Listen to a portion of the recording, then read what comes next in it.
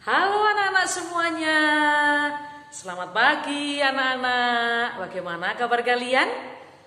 Tentunya anak semua dalam keadaan sehat serta dalam lindungan Tuhan Yang Maha Esa.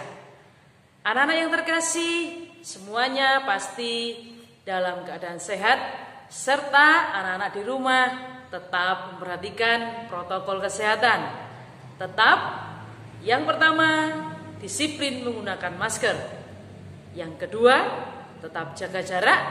Yang ketiga, tetap dibiasakan untuk cuci tangan. Baik anak-anak semuanya, untuk mengawali kegiatan pembelajaran pada pagi hari ini, kita akan mengawali dengan berdoa. Doa dipersilakan. Berdoa selesai. Tujuan pembelajaran yang pertama, siswa mampu melestarikan sumber daya alam, terutama energi alternatif. 2. Siswa mampu menuliskan cara melestarikan sumber daya alam, terutama energi alternatif. Tujuan yang terakhir, siswa mampu menganalisis isi bacaan dengan benar.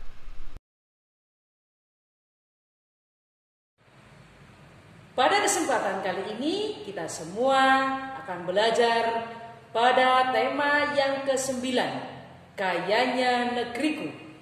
Pada subtema yang ketiga, pelestarian kekayaan sumber daya alam yang ada di Indonesia. Pada pembelajaran yang ketiga kali ini kita akan belajar tentang materi energi alternatif. Pelajaran yang ketiga, muatan IPA, pengertian energi alternatif. Energi alternatif adalah energi yang tidak habis dan disediakan secara melimpah di sekitar kita oleh Tuhan Yang Maha Esa. Setelah anak-anak semua membaca tentang teks bacaan tentang kompor biogas kotoran sapi, anak semua dapat menjawab beberapa pertanyaan yang ada di buku kalian masing-masing. Ada 4 pertanyaan. Yang pertama, apakah yang dimaksud dengan biogas kotoran sapi?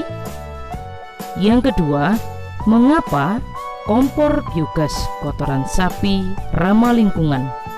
Yang ketiga, menurut kalian manakah yang lebih hemat antara menggunakan gas LPG dengan biogas kotoran sapi?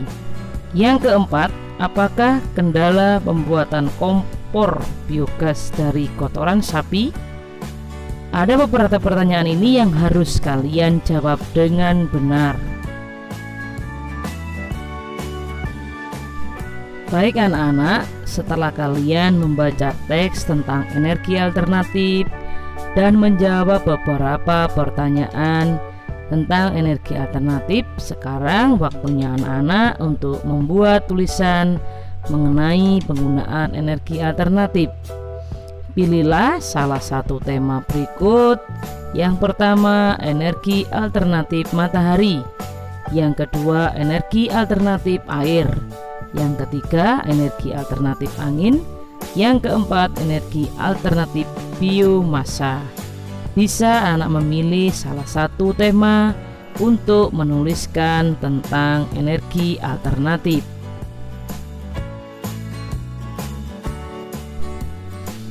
Kegiatan manusia yang menyebabkan kerusakan lingkungan.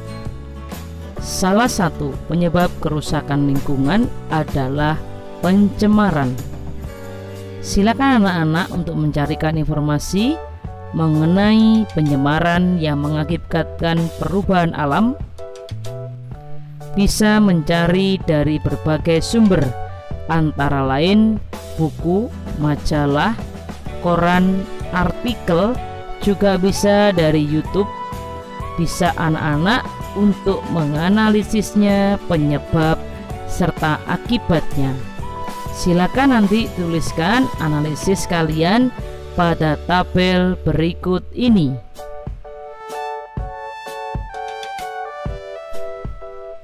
Bisa diperhatikan di contoh tabel berikut anak-anak. Di situ ada kolom nomor, nama benda atau zatnya, perubahan pada alam, sebab, akibat, dan sifatnya. Coba diperhatikan pada contoh yang pertama. 1. Pupuk kimia. Perubahan pada alam sebabnya penggunaan berlebihan di dalam jangka panjang. Akibatnya apa anak-anak? Mengurangi kesuburan tanah sehingga menurun. Sifatnya merusak. Contoh yang kedua, limbah. Sebabnya tidak ada pengelolaan limbah pabrik. Akibatnya adalah pencemaran tanah dan air. Ada beberapa contoh yang lain, silakan anak-anak bisa melengkapi tabel pada buku siswa yang tersedia. Kegiatan manusia yang mempengaruhi keseimbangan lingkungan. Mari kita amati beberapa. Ada 2 gambar. Yang gambar pertama itu ada pemburuan secara liar. Itu anak bisa menjelaskan keterkaitan kejadian pada gambar di atas dengan keseimbangan alam. Pada gambar yang kedua berkaitan dengan membuang sampah sembarangan, anak-anak dapat menjelaskan keterkaitan kejadian pada gambar di atas dengan keseimbangan alam yang ada di sekitar kita.